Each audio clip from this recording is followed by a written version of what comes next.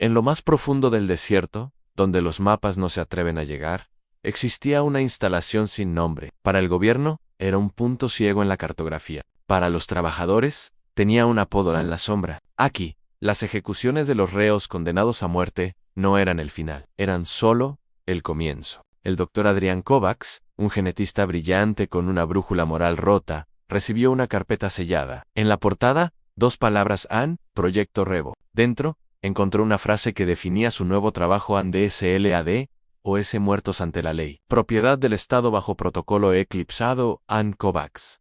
Entendió el mensaje al instante. Los reclusos, legalmente, ya no existían. Sus familias recibirían urnas vacías, actas de defunción firmadas y una carta genérica de procedimiento concluido.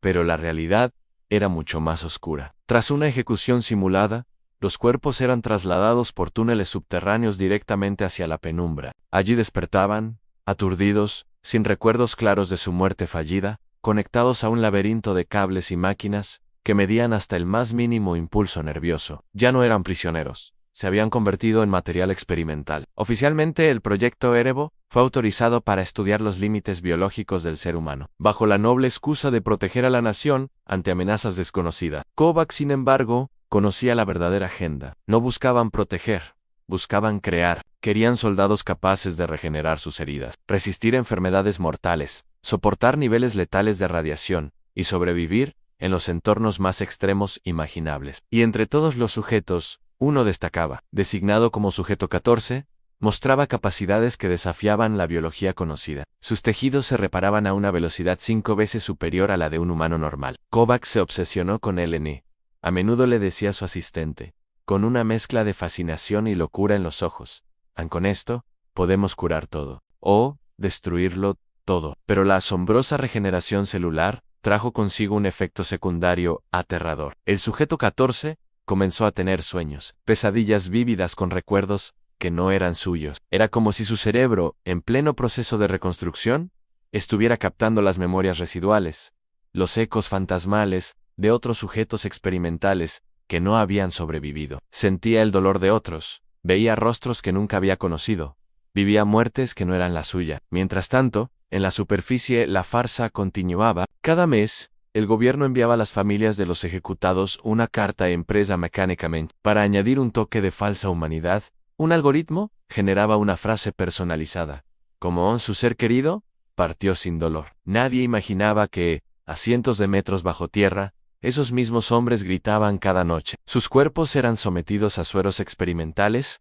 que reescribían su ADN molécula a molécula. Las grabaciones internas estaban estrictamente prohibidas. En la penumbra era la regla de oro. Pero la enfermera Elisa Morante llevaba años rompiéndola. En secreto, guardaba copias de las sesiones más brutales en un dispositivo encriptado. Había visto demasiado, había escuchado lo inenarrable, se había jurado a sí misma no hablar jamás. Hasta que escuchó algo que lo cambió todo. Un día, mientras revisaba sus signos vitales, el sujeto 14 la miró directamente a los ojos. Su mirada era clara, lúcida, desesperada, y con una voz firme, dijo: diles que sigo vivo.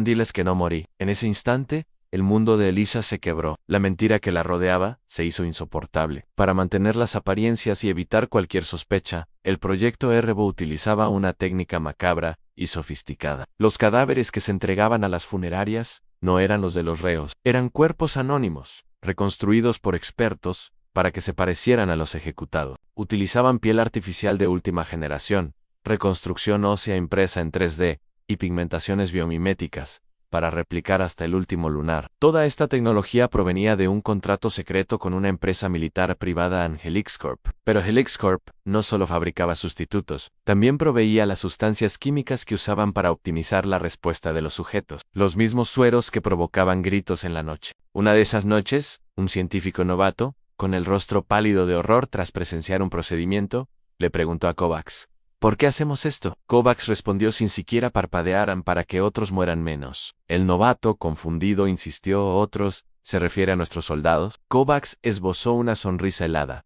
No, me refiero a los que pagan. No se trataba de patriotismo. Erevo era un negocio multimillonario. Entre todos los expedientes de los sujetos, había uno que era casi un fantasma. En los registros, Solo aparecía una línea críptica en sujeto 0, clasificación irrecuperable. Nadie hablaba de él, era el tabú de la penumbra. Investigando en los archivos olvidados, Eliza descubrió la verdad. El sujeto 0 había sido el primer experimento exitoso del proyecto, y también el primero en perder por completo su identidad humana. Ya no podía hablar de forma coherente, pero entendía todo. Ann observaba, recordaba, y cada vez que el Dr. Kovacs entraba a su área de contención, el sujeto 0 intentaba agarrarlo a través de los barrotes, con una furia y un reconocimiento primitivos. Una tarde, cuando Kovacs se retiró, Eliza se acercó a la celda del sujeto 0 Ann, y entonces escuchó un susurro que le heló la sangre. Una frase rota, gutural, pero inconfundible en él, fue como yo. La verdad la golpeó con la fuerza de una explosión. Habían usado el mismo tratamiento experimental en el propio Kovacs antes de aplicarlo en los reos. Por eso él nunca enfermaba. Por eso su mente estaba tan fracturada, tan desprovista de empatía. Ann era el prototipo. Eliza tomó una decisión. Haría públicas las grabaciones, filtraría todo, pero sabía que las grabaciones solas no serían suficientes. Necesitaba un testigo, tenía que liberar al único que podía contar la historia con pruebas vivientes en su propio cuerpo. El sujeto 14 Ann esa noche, usando sus credenciales de acceso, desactivó los cerrojos magnéticos de su celda. Esperó el sonido ensordecedor de la alarma, pero solo hubo silencio. Eso era imposible, el sistema era infalible. Desde la penumbra de su celda, el sujeto 14 sonrió. Estuve esperando, dijo con una calma aterradora. Nadie controla a quienes ya fueron declarados muertos. Él no quería escapar. Quería destruir Erebo desde adentro. Lo que ocurrió esa noche en la penumbra jamás fue reportado oficialmente. Las luces parpadearon y se apagaron. Las puertas de seguridad dejaron de responder. Los sujetos experimentales fueron liberados de su celda. Los gritos que resonaron bajo tierra no eran solo de dolor, sino de furia. La penumbra ardió desde sus cimientos. Cuando los equipos de seguridad del gobierno finalmente lograron acceder al complejo, todo estaba reducido a cenizas y escombros humeantes.